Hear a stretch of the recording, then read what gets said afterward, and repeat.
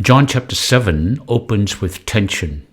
Jesus' brothers urge him to go to Jerusalem for the Feast of Tabernacles and show himself publicly. But they don't really believe in Jesus. You see, Jesus refuses, of course, to perform for human approval. And that's God's life-giving design law in action. Truth doesn't seek validation from popularity or from power or from human. God's ways are consistent, not driven by pride or pressure. And when Jesus finally goes to the festival, he teaches openly in the temple. The crowds are then divided. Some say he is a good man, others call him a deceiver. And yet his words carry authority because they reflect the heart of God's law. Truth spoken in love.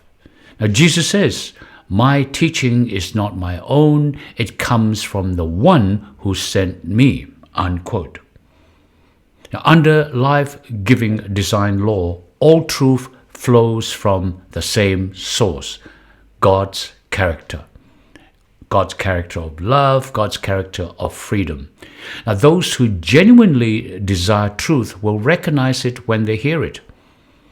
Now, Jesus then challenges their hypocrisy about Sabbath, reminding them once again that healing a man on Sabbath isn't breaking the law, it is fulfilling it. The design law principle is simple. Laws are not meant to restrict love, but to protect life. And when we use law to condemn rather than to heal, which is what the Pharisees tried to do, we already stepped out of harmony with God's heart. The debate intensifies as people question Jesus' origins. You say things like, "We know where this man's from." But you see, Jesus points out that their spiritual blindness keeps them from recognizing the one who sent him. Truth stands among them.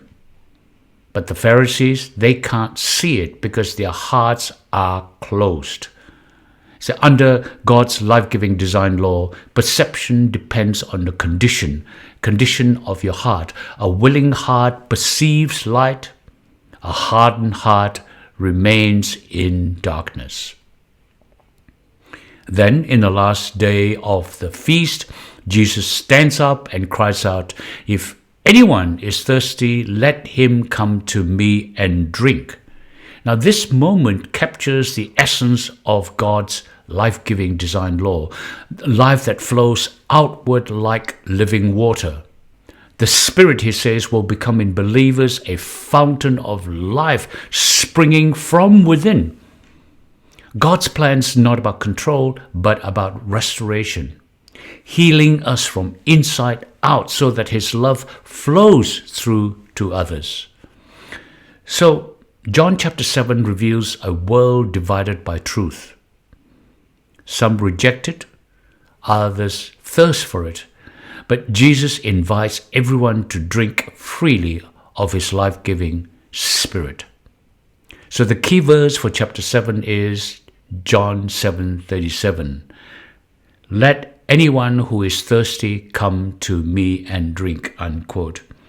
Because under God's design, the only cure for spiritual dryness is to reconnect with the fountain of living water, who is Jesus Christ himself. Amen.